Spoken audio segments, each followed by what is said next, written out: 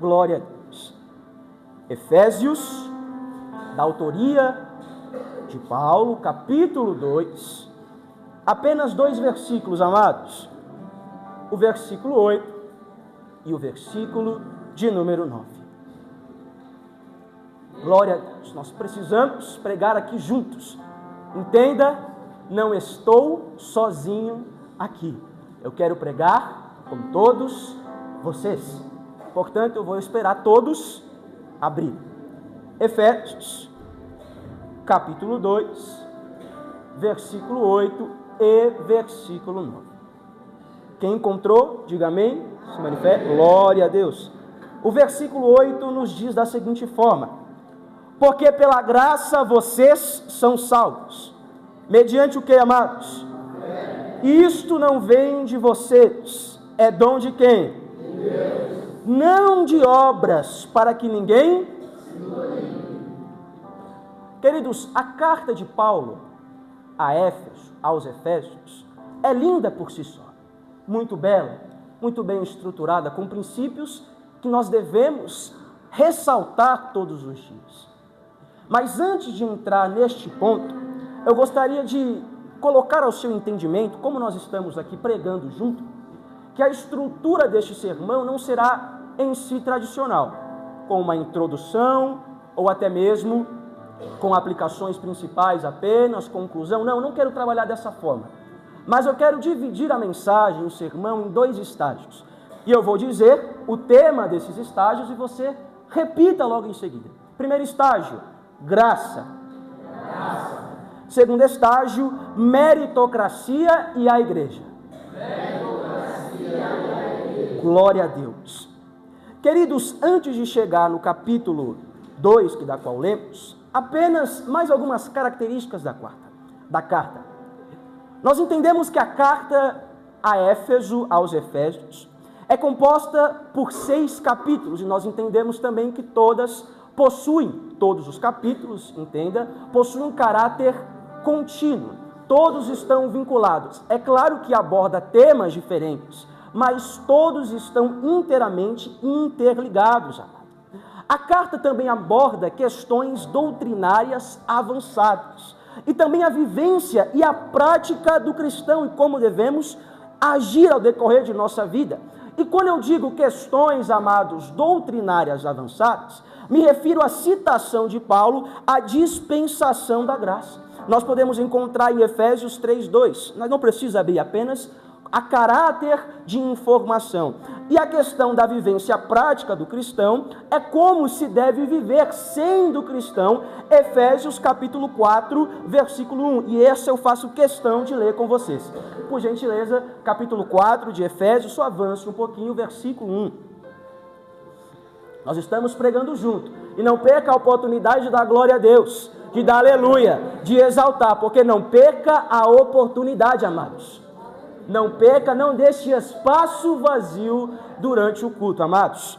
O capítulo 1, aliás, o versículo 1 do capítulo 4 nos diz: por isso eu, o prisioneiro no Senhor, peço que vocês vivam de maneira digna da vocação a que foram chamados, com toda a humildade e mansidão, com longanimidade, suportando uns aos outros em amor. Então nós entendemos aqui a conduta, e Paulo, ele cita muito bem isso, expressa muito bem a vivência prática do cristão. Não é vivência teórica, não é vivência apenas no papel, mas a vivência que deve ser praticada. Então, portanto, entenda, irmão, o que a carta expressa e a maestria, doutrinas avançadas e a vivência prática do cristão. Mas se nós pudéssemos, amados, trazer uma definição geral e uma sentença, nós evidenciamos e precisamos evidenciar uma palavra, da qual eu citei a vocês. Qual que é a palavra? Graça. Mas sendo mais específico, a multiforme graça de Deus. E a citar a palavra multiforme, o que nós entendemos por isso? Muitas formas. Mas algo que possui muitas formas também possui limites. E nós vamos entender isso ao decorrer da mensagem. Mas entenda que nós vamos iniciar aqui a respeito da graça proveniente do Senhor. Glórias a Deus. A graça do Senhor, amados, inibe os sentimentos e pensamentos que nos afastam do Senhor. Pode ter certeza, amado. A graça inibe tudo aquilo que vai contra o Senhor. E aquilo que vai contra o Senhor, nós resumimos também em uma palavra: pecado. O pecado nos distancia do Senhor. As manchas em nossa veste alva, ou pelo menos que deveria ser alva, nos distancia do Senhor. Essas pequenas manchinhas pretas nos distanciam. Mas a graça do Senhor inibe isso. A graça do Senhor tira esses pensamentos. A graça do Senhor inibe todas as condutas errôneas. Eu creio, aleluia. Um atributo que deve ser relevado ao falar de graça. Porque a graça, amados, ela nos traz a lembrança. Por quê? Porque a graça me faz lembrar o porquê estou aqui.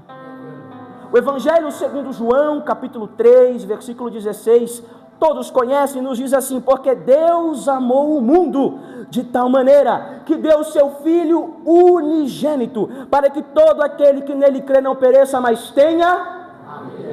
Queridos, entenda, o que dá sentido para estarmos aqui é a graça de Cristo. Porque nós entendemos que o Senhor, Deus Pai, enviou o seu Filho para que todo aquele que nele crê não pereça.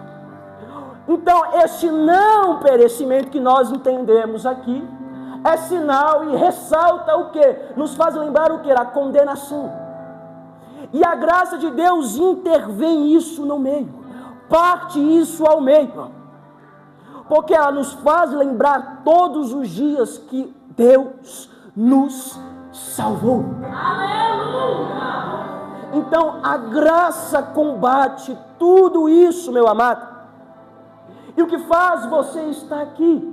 E o que faz você sair de tua casa para estar aqui, para adorar a Deus? O que faz o ar de seus pulmões circular? A filtração que faz os seus rins através do sangue é a graça do Senhor. Se tudo está funcionando aí, é porque a graça foi derramada sobre as nossas vidas. Porque entenda, amado, sem graça não teria motivo de adorar ao Senhor. Mas o que eu acho mais interessante, amado, é que antes da graça da qual vivemos, a condenação era inevitável. Mas, por Deus enviar o teu Filho, que nos proporcionou essa graça, a graça tornou evitável aquilo que era inevitável, amados. A graça cortou no meio a condenação.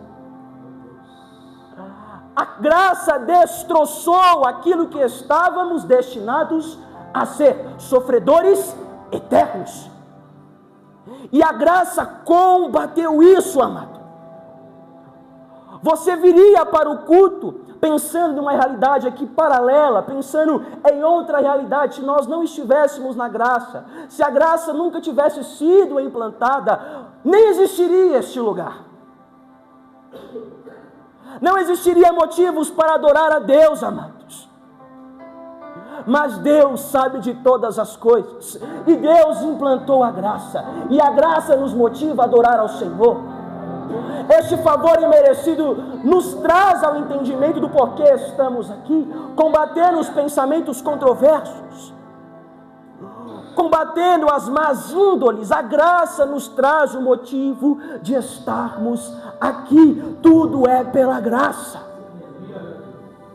O favor imerecido da qual o Senhor nos concedeu, a graça é o que motiva e o que traz o sentido, amados, para estarmos aqui. Aleluia. E para que você adore a esse Deus. A graça é isso. A graça, amados, é uma das coisas mais lindas, mas uma das coisas da qual se mais distorce. E nós vamos trabalhar aqui em relação agora à distorção da graça. Lembra que nós estamos trabalhando aqui, amados, em 2 estágios. Quem lembra? Levante a mão, por gentileza. Glória a Deus. E nós estamos no primeiro estágio, graça. E a graça é um atributo do Senhor da qual nos foi concedido, que está sendo muito distorcido. E nós vamos trabalhar 3 tópicos, ou aliás, 3 atitudes que cooperam para a distorção da graça, que somam para a distorção da graça, que somam para a corrupção da graça que deveria ser plena em entendimento. Queridos, a primeira atitude, a primeira forma, repita comigo, condicioná-la. Segundo, torná-la em custo. Mudança de propósito. Ou mudar seu propósito. A primeira questão, amados, se diz a condicionar a graça. Muitas das vezes nós condicionamos coisas, algo, situações, pessoas, até mesmo a nossa própria vontade. Nós manipulamos aquilo que possui conceito puro e genuíno e verdadeiro para o nosso benefício próprio. Mas um dos sinônimos, amados, que eu encontrei de condicionar, eu achei perfeito ao contexto, se trata de convencer. Se trata de persuadir situação ou pessoa a seu favor. Mas vamos ficar neste ponto, apenas as palavras. Convencer e persuadir. Mas a pergunta é, Gabriel, convencer quem? Persuadir quem, Gabriel? Nós mesmos. Queridos, Juízes capítulo 13 irá nos relatar, nos narrar até mesmo, o nascimento de um grande homem de Deus. Momentaneamente. Quem era? Sansão. Sansão era inevitável e não existe controvérsias que possuía, melhor dizendo, a graça do Senhor, que possuía presentes, dádivas, dons, e da qual nenhum outro humano possuiu. Existia um diferencial, existia um presente embutido no DNA de Sansão.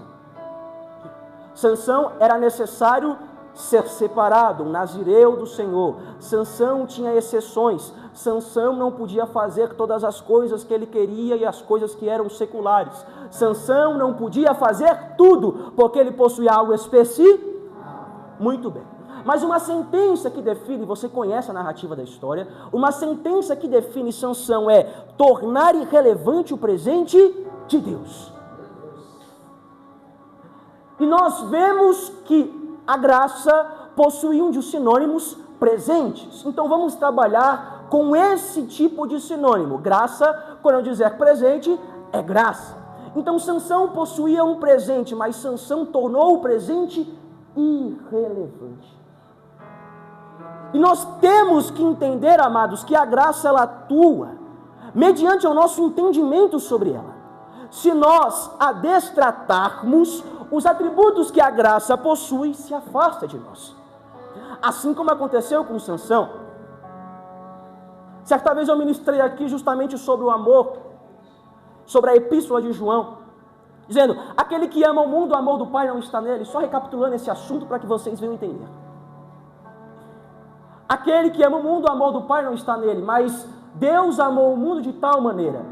Nós entendemos que a Bíblia não contradiz ela própria. Mas o que nós percebemos aqui é uma interpretação espiritual, amados. Porque o amor do Pai não vai estar em você. Não quer dizer que Deus não te ama, mas que o atributo deste amor sairá de sua vida. Da mesma forma é a graça está, mas poucos a acessam. E existe aqueles que outrora acessaram, mas tornaram em meio do processo a graça ou o presente irrelevante. Então nós condicionamos a graça ao nosso benefício próprio, mas posso te avisar de uma coisa, você está te iludindo, você está querendo convencer você mesmo, você está tentando, e você, eu digo no contexto geral, amados, cooperando para a corrupção da graça, da qual possui um significado genuíno e puro. Nós estamos condicionando ela, tentando até mesmo nos persuadir que podemos viver da mesma maneira como os outros, porém ainda possuem a dádiva do Senhor, e não é bem assim. Porque da mesma forma Sansão pensou, ele sabia que não era igual, mas se fez igual. Mas Sansão não era igual por dentro, e mesmo assim Sansão fez como os outros. Sansão se misturou com os outros, tornando aquilo que ele tinha completa irrelevante. Então você percebe que ao você persuadir você mesmo, tentando se convencer que eu posso ser, que ainda vou ter, você está te iludindo, amado. E nós, até mesmo, não com intenção, não estou falando que você tem intenção, ou que a igreja, de um modo geral, tem uma intenção ruim, não é isso, amados. Mas a falta da compreensão de nós como um todo, contribui para a corrupção genuína da graça.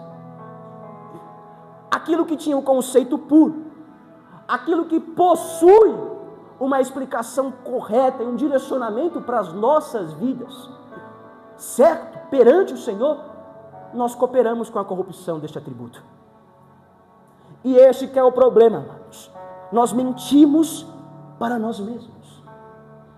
Nós queremos ser o que nós não fomos chamados para ser. Nós nos misturamos. Nós queremos colocar um pé na presença e um pé na lama. Isso não existe. E o Senhor está falando conosco. O Senhor está falando por quê? Porque isso coopera para a corrupção da graça. Porque você tem e é concedido, a graça está. Mas ao mesmo tempo nós podemos fazer este presente irrelevante em nossas vidas. Porque nós não entendemos o modo como ela atua. Porque o nosso entendimento é distorcido mediante a ela. Porque a graça atua, amado, mediante ao nosso conhecimento e entendimento sobre ela. Se nós a distorcemos, se nós a corrompemos, se nós mudamos seu conceito fundamental, queridos, a graça ela vai ser espalhada de uma maneira completamente controversa ao que ela é verdadeiramente. E isso causa, amados, um impacto terrível. Por quê? Porque nós nutrimos, nós enxertamos na mente de pessoas, ou até mesmo na nossa própria mente, que está tudo bem. E a verdade é que não está. Então você possui algo especial, amado. Levante a sua mão, por gentileza. Você possui algo especial de Deus. A graça, ela precisa ser acessada. E quantos querem este acesso à graça? Adore ao Senhor, Érica, por gentileza. Vamos suavizar esse clima aqui. Manda a glória para o alto, amado. Manda a glória para o alto, amado. Manda a glória para o alto, amado. É aleluia. É glória.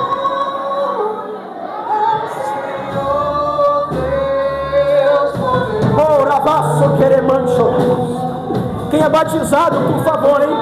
Se sinta à vontade. Quem é batizado, se sinta à vontade.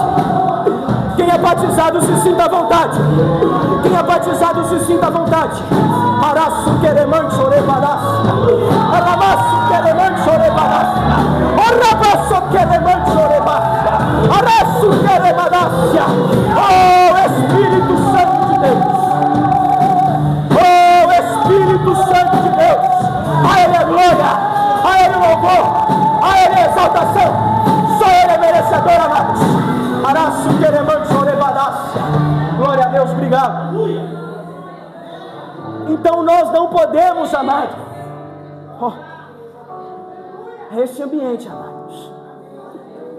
É esse ambiente. Nós não podemos cooperar, meu querido, minha querida, com a corrupção da graça. Portanto, não condicioná-la, enganando a si mesmo, se auto-sabotando, se auto-persuadindo, já é um ponto crucial para a não corrupção da graça. Por quê? Porque grandes feitos parte de pessoas. Uma mudança parte de pessoas. Transformações parte de pessoas. Então, se nós não estivermos fundados no conceito correto, tudo desanda, amados. Então, nós entendemos que não devemos nos auto-sabotar sobre a graça. Não devemos nos iludir a respeito da graça. Nós temos algo especial e precisamos andar conforme. Aleluia. Glória a Deus. Aleluia. O segundo, torná-la encosto. Queridos, não estou dizendo que a graça não possui benefícios. Não estou dizendo que a graça ela é perdoadora, que a graça ela te abraça. Claro que sim. Mas às vezes nós confundimos em nosso entendimento. Porque se apoiar na graça e não exercê-la, surte um efeito de improdutividade, amados. Porque nós apenas nos apoiamos, e quando eu disse aqui encosto, não é nada relacionado ao demônio. Não é encosto, não é assim. É o encosto disso aqui, ó. De se apoiar, de se dobrar, de debruçar em cima, com o conceito de, perdoe uma expressão, de folga, de folgadice, de pessoas folgadas espirituais. Não tem ninguém aqui, amém? Glória a Deus. Paulo escrevendo, amados, Paulo escrevendo a segunda carta a Timóteo, capítulo 2, versículo 1. Portanto, você, meu filho, fortifica-te na graça que há em Cristo. A graça há existência.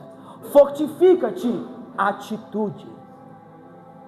Então nós não podemos tornar a graça improdutiva em nosso meio. Nós não podemos pegar a graça, fazer uma baliza, estacionar, colocar o pé e já era, sair do carro e ir embora. A graça precisa, amados, de movimentação. A graça exige transformação. A graça exige fortificação. Portanto, a graça é um presente que deve ser exercitado em nossas vidas. E Paulo exorta a Timóteo dizendo, meu filho, o filho na fé, Timóteo, de Paulo, fortifica-te na graça que há em Cristo Jesus. Mas agora a pergunta que fica, amados, para nossos corações, como eu posso e como eu devo me fortificar nesta graça? Essa que é a pergunta. Analise a cadeia, a sentença aqui comigo. Deus enviou seu Filho. O Filho nos proporcionou a graça. A graça nos proporcionou a salvação. Ponto. Mas nós entendemos, amados, que entre a graça e entre a salvação possui um intermediador aí. Entre a graça e a salvação possui um ponto crucial que sem ele nada seria feito. Eu estou falando do Cristo Jesus através do Calvário. E portanto, se a fé é necessário, ou até mesmo a graça, a fé e a graça andam lado a lado. Mas nós estamos aqui dizendo sobre a graça. A graça, se ela exige por si só ser exercitada, é necessário que nós combatemos o bom combate. É necessário que exista uma movimentação da igreja.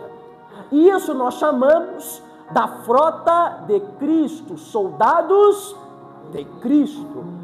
Paulo escrevendo também a Timóteo, em segunda carta, capítulo 2, versículo 3, nos diz, participe dos meus sofrimentos, como um bom soldado.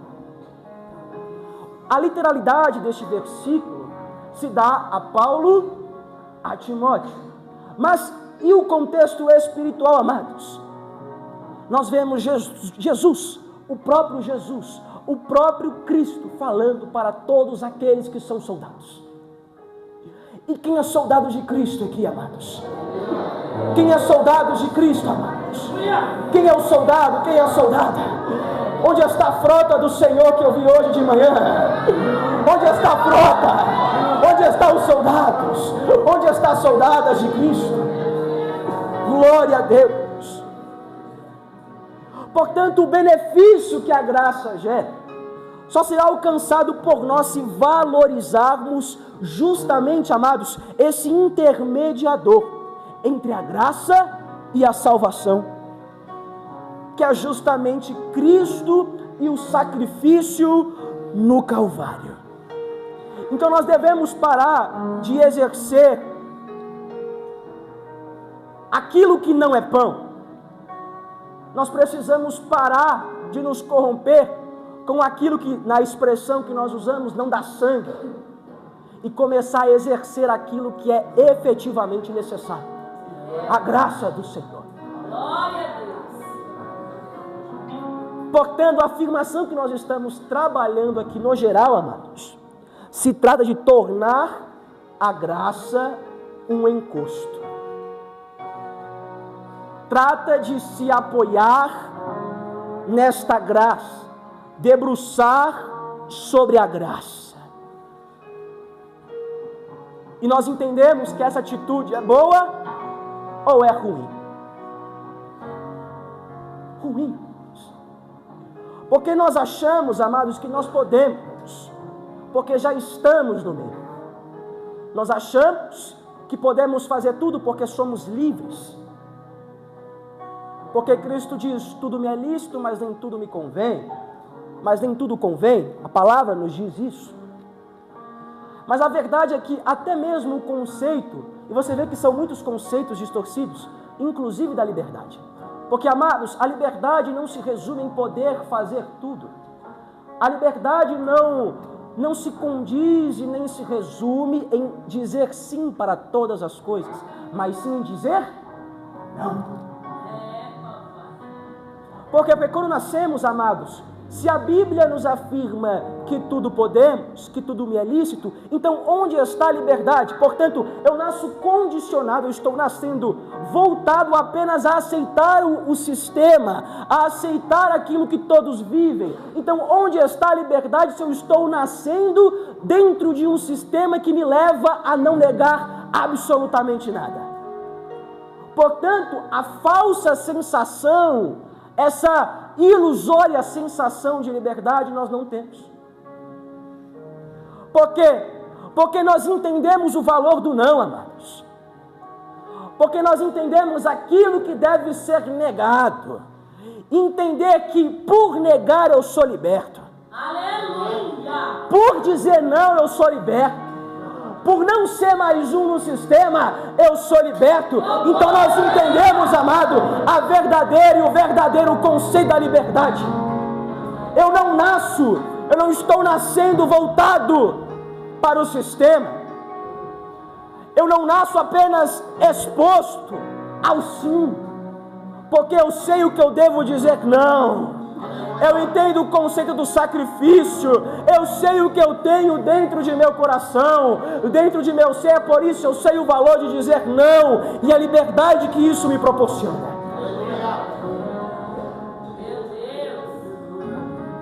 Então você vê que na graça não existe folga. É uma dádiva, é um presente da qual não merecemos, mas não existe folga nenhuma.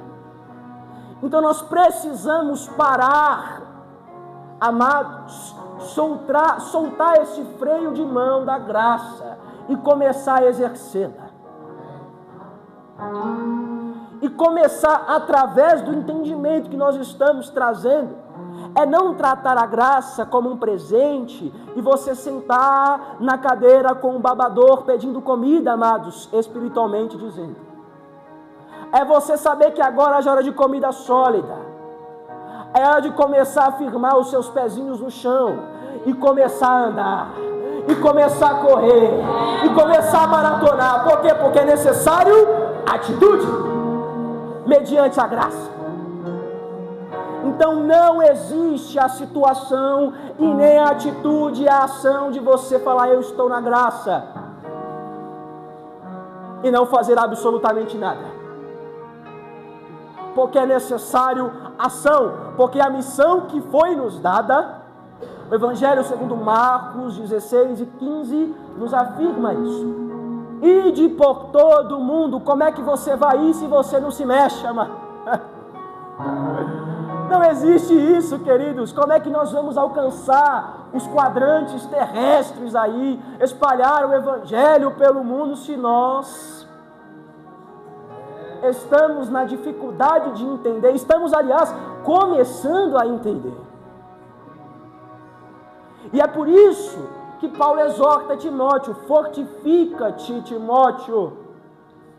Não perca um dia, não perca um segundo, não perca um momento, a oportunidade de se fortalecer na graça que há em Cristo Jesus, porque muito grande será a tua caminhada, porque vai ser muito difícil, Timóteo. Não vai ser fácil, Timóteo. As coisas vão apertar, Timóteo.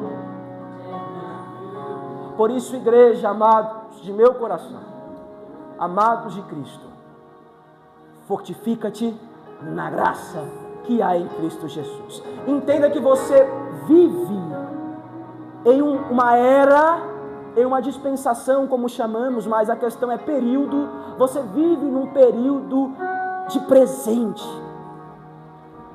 Você vive num período, queridos, com uma dádiva enorme que nós conhecemos e estamos abordando como a graça do Senhor, proveniente de Cristo, através do nosso Salvador Jesus Cristo. Então você possui tudo a seu favor, você possui todos os meios, mas nós precisamos atacar as zonas que é necessário. Nós não podemos nos conformar em fazer pouco para o Senhor.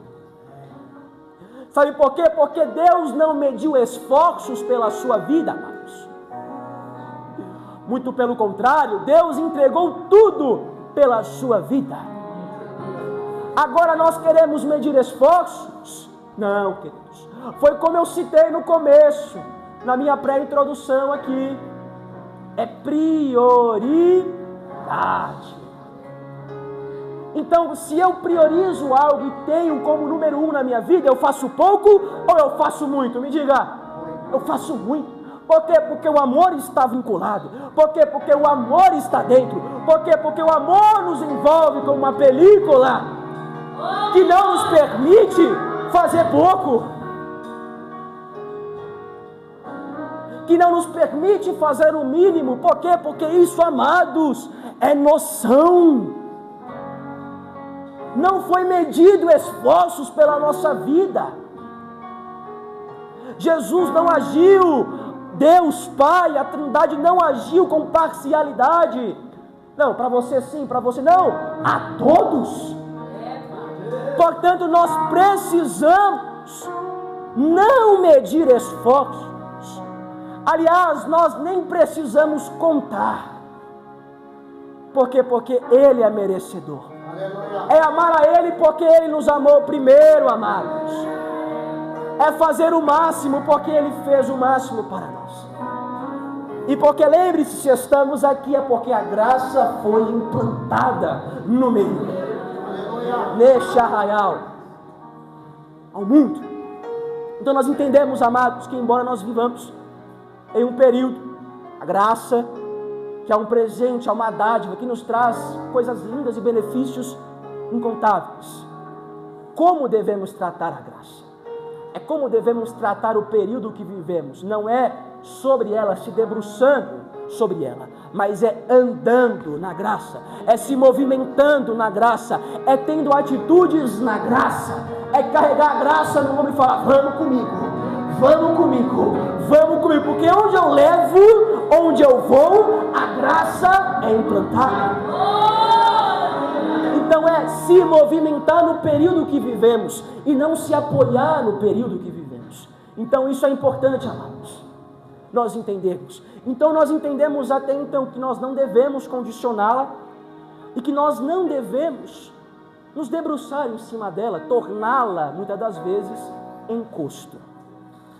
Às vezes, tornamos as coisas como encosto, a ponto de favorecer o comodismo, a ponto de favorecer essa praticidade que nós estamos loucos para ter, tudo prático, tudo simples, tudo na bandeja. Então, às vezes, nós viramos filhos mimados. Então, nós não podemos ter tais atitudes. Nós devemos entender que precisamos nos movimentar, que nós precisamos de atitudes, que nós precisamos ser pessoas de atitudes, de ações, mediante a graça do nosso Senhor. É se movimentar na graça, não é se apoiar na graça. São duas coisas completamente diferentes, amados. Porque Atos dos Apóstolos, capítulo 15, versículo 11, afirma, depois eu explico o contexto, após a leitura do versículo: de modo nenhum cremos que somos salvos pela graça de nosso Senhor Jesus, assim como eles também. Aqui nós vemos um debate, principalmente ali dos presbíteros em Jerusalém, acerca dos gentios, principalmente com a doutrina da circuncisão. Nós vemos Paulo e Bernabé debatendo com os judaizantes. Judaizantes são aquelas pessoas que estão um pé na lei mosaica, um pé no cristianismo. Ou seja, a pessoa que não está nem frio e nem quente. Não desconsiderando a lei mosaica. A lei mosaica é importante, a lei de Moisés que me refiro. Mas ser judaizantes e se tornar judaizantes, que a Bíblia encara até mesmo, e nós podemos, estudando, entender como uma facção, essa própria facção não estava, amados, ajudando o Evangelho em nada. Muito pelo contrário, faziam um desserviço para o Evangelho. Então, eles pregavam acerca de tem que ser salvo, mas tem que estar na lei mosaica. Para ser salvo existe uma condição: esteja na lei mosaica, esteja circuncidado, pratique a lei. Nós sabemos que não depende disso, nós sabemos que a salvação não é proveniente disso, basta crer no Senhor. Então você vê que esse debate sem sentido dos judaizantes não cooperava nada. Aí Pedro entra em defesa dos próprios gentios, e aí ao longo de sua resposta, que são alguns versículos, o versículo de número 11 surge: de modo nenhum cremos que somos salvos pela graça de nosso Senhor Jesus, assim como eles também. Entenda, queridos, nós somos participantes da promessa. Aleluia. Nós estamos enxertados na promessa. Por isso, a salvação é pela graça do Senhor. Quem pode glorificar Deus por isso? Quem pode glorificar o Senhor por isso? Érica, por gentileza, vamos suavizar aqui este clima aqui. Não perca a oportunidade, amados. É glorificar o Senhor, é exaltar ao Senhor, é mandar glória para o alto, é mandar aleluia para o alto, porque Ele é merecedor. Desfrute do momento. Oh, Espírito Santo, Espírito Santo de Deus. Alabaço, queremos. Glória a Deus, muito obrigado. Queridos, e o terceiro, para nós finalizarmos aqui este estágio, o estágio que estamos trabalhando, vale lembrar, graça. O terceiro é a mudança de seu propósito. Queridos, a graça reabre portas. E eu usei este termo reabre, você vai entender o porquê. Se a graça reabre portas, qual é a afirmação que vamos trabalhar? A graça reabre portas, mas não justifica seus erros. E nós vamos entender o porquê. A graça reabre a porta e possibilita a conquista do alvo da nossa fé, o céu. Mas a graça não vai te jogar pela porta. O caminho que trilha somos nós. O modo da qual nós nos comportamos, amados, mediante a espera, irá dizer se estamos a caminho da porta que a graça nos proporcionou ou estamos longe. Ou estamos longe. O caminho é apertado, a porta é estreita, amados. Então, por isso nós entendemos, amados, que não vai ser fácil. E eu não estou pregando aqui, amados, a sua vida, um evangelho de ilusão.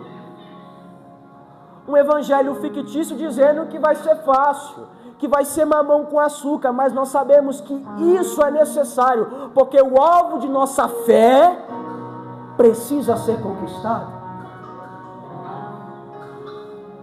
A graça é uma porta que o Senhor abriu e ninguém tem o poder de fechar. Ninguém possui o poder. Porque quando Paulo escreve ao pastor Tito, a carta a Tito tem caráter pastoral, justamente por isso. Capítulo 2, versículo 11. Porque a graça de Deus se manifestou salvadora a todos os homens. Então a graça está aí para ser acessada. Então às vezes nós não conseguimos sentir os atributos dessa graça. Por quê? Porque o caminho que estamos trilhando está tendo curvas. Está tendo pendências, oscilações. E não, amados, que na nossa caminhada cristã não teremos altos e baixos, pontos bons e pontos ruins. Teremos, amados. As coisas se dificultarão, os tempos se abreviarão, estão se abreviando, as coisas vão se estreitar. Mas agora, qual é o nosso posicionamento, queridos? É se afastar o máximo dos erros. Não quer dizer que as coisas que vão, sim, inevitavelmente se estreitar, se dificultar, que nós devemos sucumbir a elas. Porque aquele que persistir até o final será salvo. E é persistir na santidade, é persistir no caminho correto, é persistir naquilo que o Senhor tem para nós, o nosso chamado. E quem aqui vai persistir comigo? Glorifique esse Senhor, exalte esse Deus, mande glória, mande aleluia, não perca a oportunidade, amado. Então a questão que nós confundimos muito tem a ver com misericórdia e graça. Entenda, misericórdia é ausência de castigo.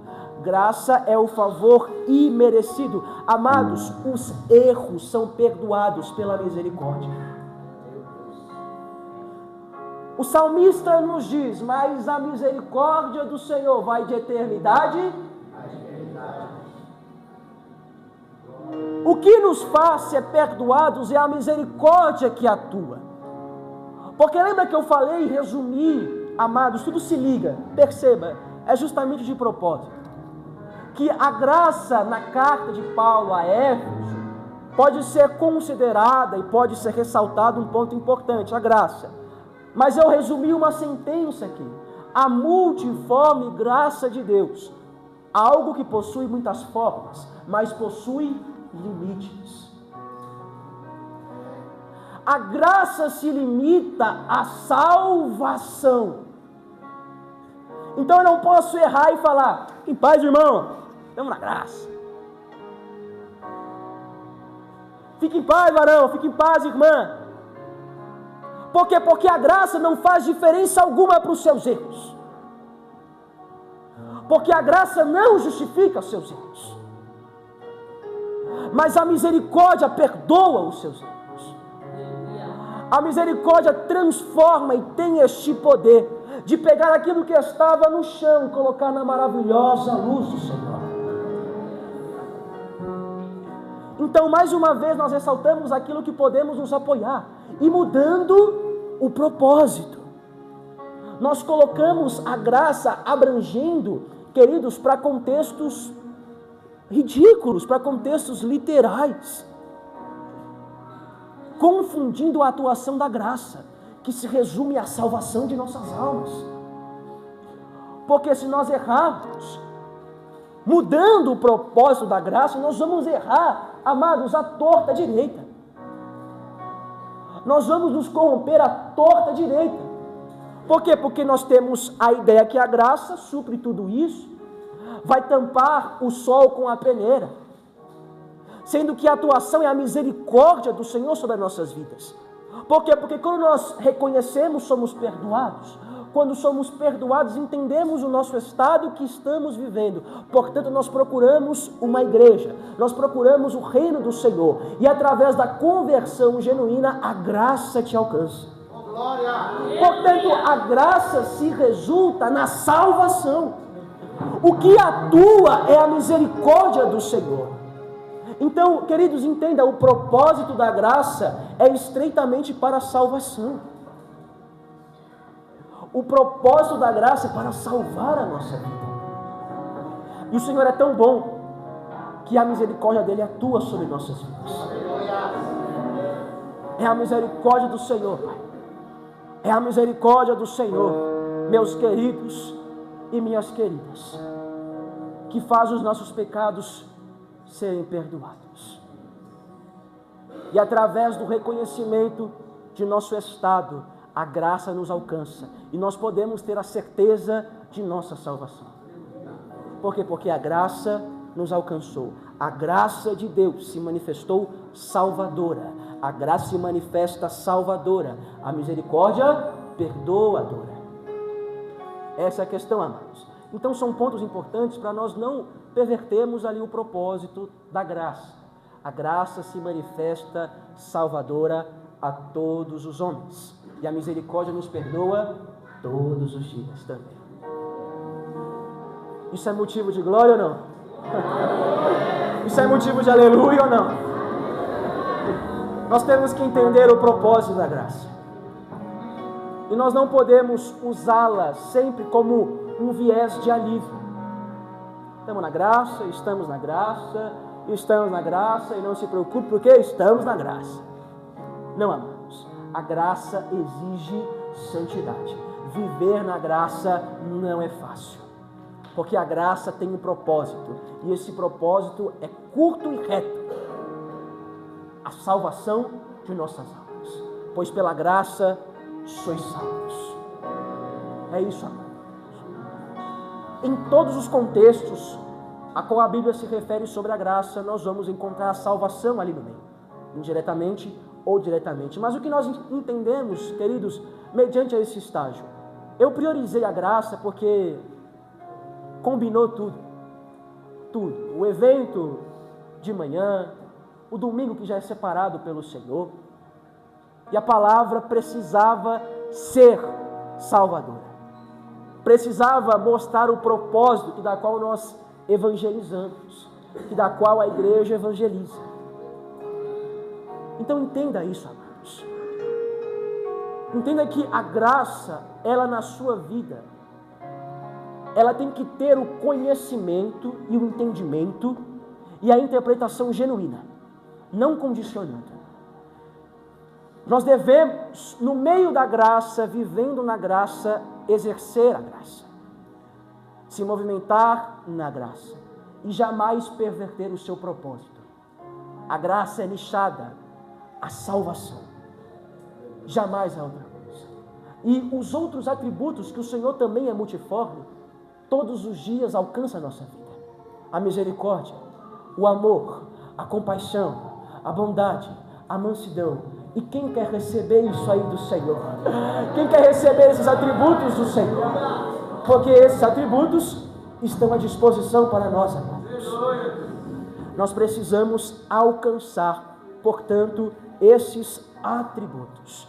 E agora nós passamos, amados, para um ponto importante, mas ainda não é o segundo estágio. Talvez não dará o tempo necessário, mas eu preciso terminar esse estágio da graça. Eu afirmei que a graça reabre portas, correto?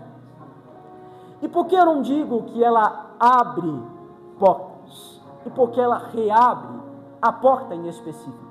Entenda a linha de raciocínio, amados. O homem perfeito, um homem vivendo em um ambiente perfeito no jardim do Éden. No jardim do Éden. Estava tudo perfeito. As coisas eram maravilhosas. Deus conversava com o homem na viração do dia. As coisas não tinham pontos negativos. Mas o homem, você conhece a história. Por favor, homem, por favor, mulher, não coma da árvore que está no meio do jardim. O que aconteceu, queridos? Comeram. pecaram e destituídos foram da glória do Senhor. Portanto, a porta que estava sempre aberta expulsou o homem e ele olhou para trás, isso imaginando, entende? O homem olha para trás, a mulher olha para trás e vê a porta fechada. Nada pode entrar ou sair. Sua localização, obviamente, ninguém sabe. Muito menos em que plano se encontra. Mas nós entendemos, amados, que a partir daí começou-se o plano do Senhor. O plano da qual não poderia e nem teria que ser efetivado.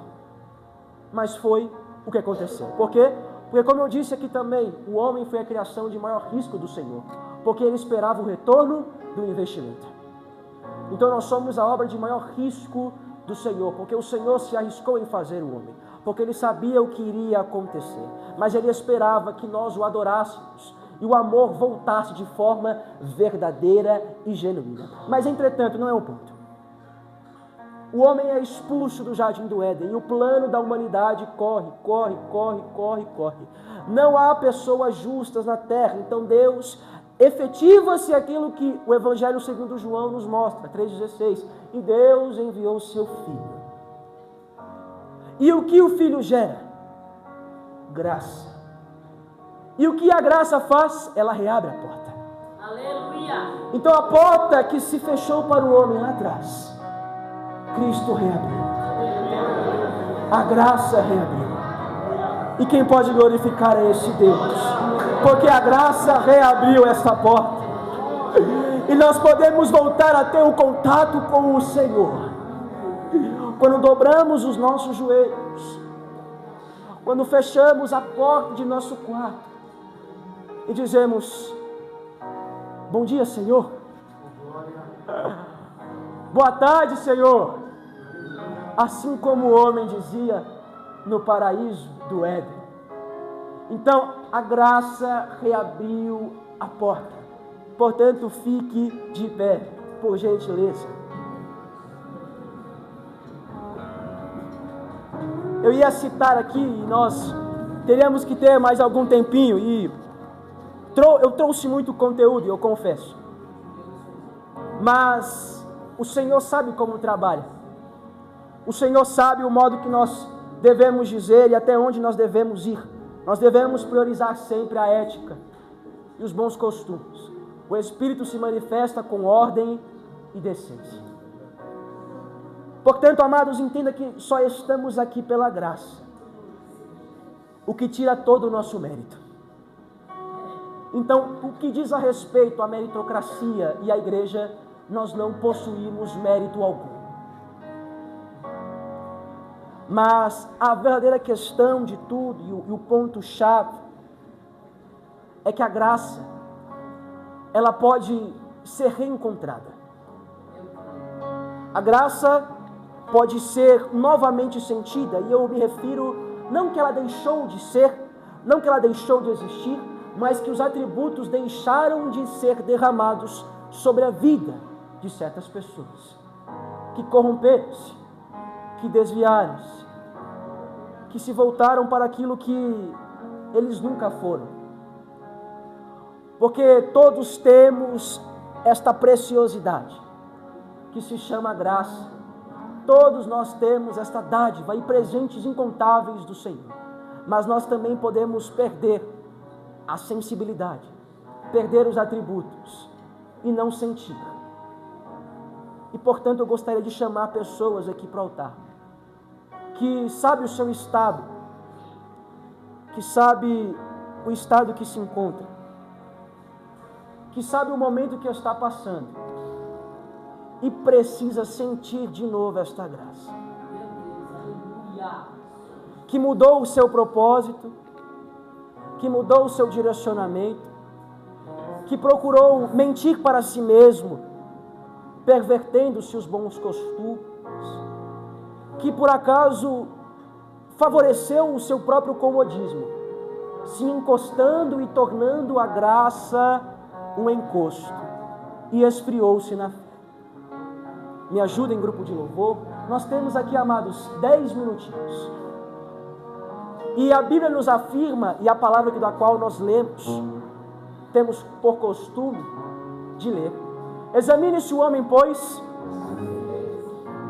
E aí, como é que está, querido? Como é que está, minha querida? Como é que está o coração aí? Como é que está o interior aí? Será que não é hora de voltar para onde você nunca deveria ter saído? Será que não é hora de retornar para o curso da onde você saiu?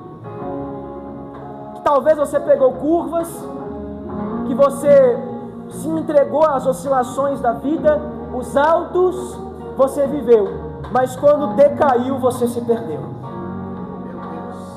Quem precisa voltar? O altar te espera, querido. E não pense que eu estou chamando para constranger. Porque o altar, amados, não tem a ideia de distanciar, mas aproximar. Aleluia! O altar tem a ideia, amados, de reatar. Trazer de novo o vínculo. Porque eu estou aqui ministrando, mas eu não estou sozinho aqui. Eu quero que vocês entendam isso. E o altar chama as pessoas. O altar não distancia as pessoas. Portanto, quem precisa, amado? Quem precisa? O grupo estará louvando. E quem sentir no coração, por gentileza, dê um passo na graça. Ative a graça em você, por gentileza, amigo. E adore ao Senhor. Glorifique ao Senhor. Exalte esse Deus. Porque nós sabemos quando precisamos. Por favor, intensidade. Volte para o Senhor. Se está necessitado, e eu sei que está, hein? Volte para o Senhor. Volte para os caminhos. Retorne para o curso, porque você é precioso. Não para o mundo. Não para o mundo. Mas para Deus. O mundo não te considera precioso. É ilusão. O Senhor te abraça. Da mesma forma que você foi, na condição de filho, como diz Lucas 15:11, filho pródigo, ele saiu como filho.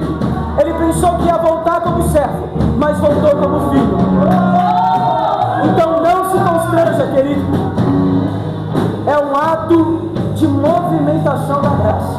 Por isso, por gentileza, se é você, não estou olhando para ninguém. O altar te espera. O altar te espera. E eu não quero ser chato. Eu não estou insistindo. Eu não estou te pressionando. Mas o seu coração que está, não é eu. Quem está te analisando não sou eu, mas é você mesmo. E você sabe quando você precisa. O Espírito Santo fala, mas muitas das vezes nós não damos ouvido. E eu digo, dou-lhe uma. Quem precisa retornar? Quem precisa retornar? O altar está te chamando. Quem precisa retornar? O altar está à disposição. Dou-lhe uma. Dou-lhe duas. Quem precisa? E o coração talvez está queimando, hein? Será que o coração não está queimando aí? Será que o coração não está queimando? Será que o coração não está queimando? Será que você não está vendo a sua condição, o seu estado? E eu continuo dando duas.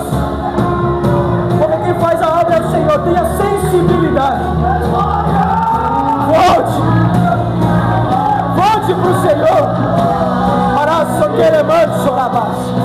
É guerra espiritual, igreja. Não pode travar a adoração da igreja. Não pode travar os propósitos da igreja. Não pode travar a atuação do Espírito. Araço quereman chorebadas. Araço quereman choribas queremadarás. Será que não é noite?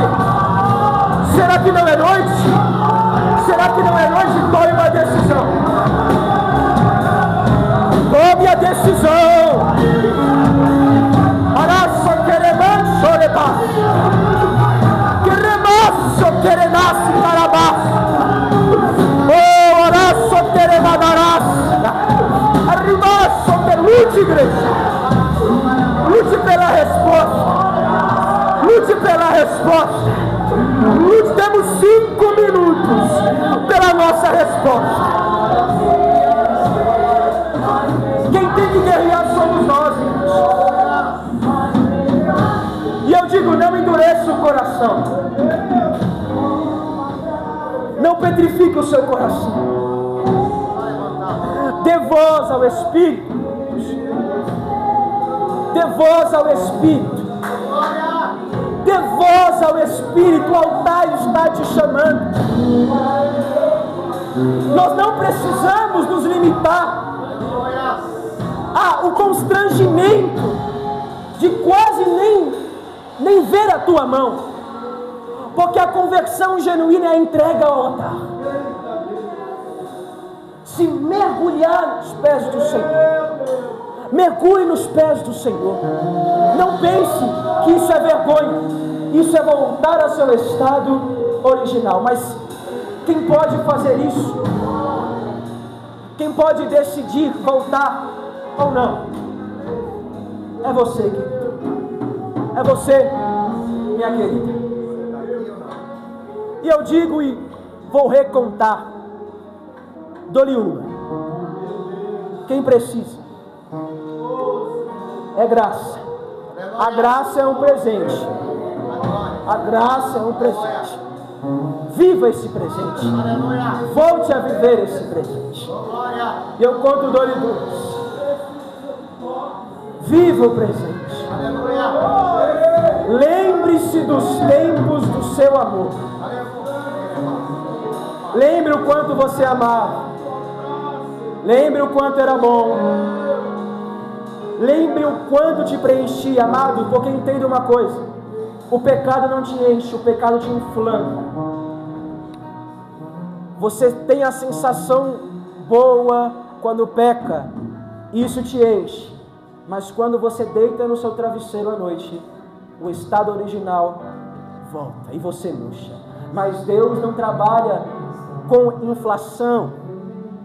Deus trabalha, aliás, não trabalha com inflamação, mas trabalha, aí sim, Ele te preenche como um todo. Então a consciência é necessária. E eu conto, dou-lhe 3. Cada um sabe do que precisa. E eu insisti que você viesse até aqui, que a certa pessoa, se está se vendo que necessária, vier até o altar, que viesse ao altar. Meus queridos, o altar, ele iria, na sua decisão, te reconectar. O altar tem o poder de tornar a vida. Quando as pessoas sobem ao altar, é a mesma sensação que voltar a viver. Tornar de volta a vida. Então um simples toque na orla mudaria tanta coisa na sua vida. A situação de morte para a situação de vida. Mas a palavra foi ministrada. E não quer dizer que não teve resposta. Quer dizer que muito pelo contrário, foi um combate terrível. E da qual não perdemos. Porque a palavra e a semente foi plantada. O Senhor não perde. Porque se não teve a atitude agora, o benefício da dúvida foi instalado. Se não teve a coragem e a humildade, será que eu insisto mais? Tenho 2 minutos ainda, não é? E queridos, e na verdade nós vivemos no mundo. Nada irá te isentar de aflições, de dificuldades, de opressões, de altos e baixos, como nós relatamos. Mas viver tudo isso com o Senhor não tem preço, não tem inflação, e digo no quesito do seu interior, não tem. O pecado não vai inflamar, porque não terá espaço para o pecado. Por quê? Porque o Senhor estará como um todo em seu coração.